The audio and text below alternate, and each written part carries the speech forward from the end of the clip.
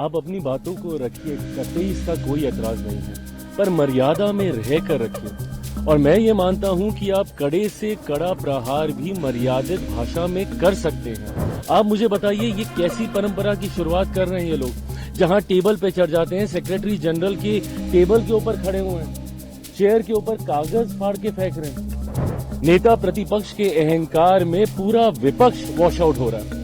वो जो एक बच्चों की जिद होती है ना कि मैं बोलूंगा तो यही बोलूंगा, रूलिंग आ जाए, नियम बन जाए, कानून बन जाए। देखिए, जिस तरीके से विपक्ष इतना अमर्यादित होके, आप अपनी बातों को रखिए, कतई इसका कोई एतराज नहीं है, पर मर्यादा में रहकर रखिए। और मैं ये मानता हूं कि आप कड़े से कड़ा प्रहार भी मर्यादित भाषा में कर सकते हैं। इस्तेमाल कीजिए ना, देश की सबसे बड़ी पंचायत है, इस मंच का इस्तेमाल कीजिए। बोलिए अपने नेताओं को, अपने सांसदों को कि बड़ी से बड़ी, कड़वी से कड़वी बात रखें, पर मर्यादित होकर रखें। आप मुझे बताइए, ये कैसी परंपरा की शुरुआत कर रहे हैं ये लोग, जहां टेबल पे चढ़ जाते हैं, सेक्रेटरी जनरल के टेबल के ऊपर खड़े हुए हैं, चेयर के ऊपर कागज फाड़ के फेंक रहे हैं। जो पहली बार के सांसद हैं, कैसी परंपरा नेता प्रतिपक्ष उनको देकर जाना चाह रहे हैं।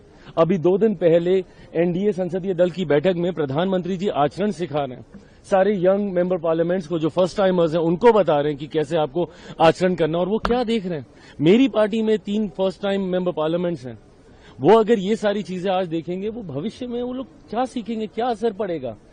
परंपराएं, नियम, कानून क्या कुछ मायने नहीं रखते। आप बोलिए ना, आप अपनी बातों को रखिए, पर जब आप बोलेंगे तभी तो देश सुनेगा, तभी तो जनता तक भी आपकी बात जाएगी। और मुझे तो अफसोस इस बात का है कि एक व्यक्ति के अहंकार में, नेता प्रतिपक्ष के अहंकार में पूरा विपक्ष वॉश आउट हो रहा है। बंगाल में चुनाव है, क्या टीएमसी को इस मंच का इस्तेमाल नहीं करना चाहिए था? ममता बनर्जी जी सुप्रीम कोर्ट तक चली जा रही हैं अपनी बात रखने के लिए। और यहां जहां देश की सबसे बड़ी पंचायत है, जहां से आप एक शब्द बोलेंगे वो एम्पलीफाई होकर पूरे देश, दुनिया तक वो जाएगा। क्या टीएमसी के नेताओं को इस मंच का इस्तेमाल नहीं करना चाहिए था? सपा को इस मंच का इस्तेमाल नहीं करना चाहिए था?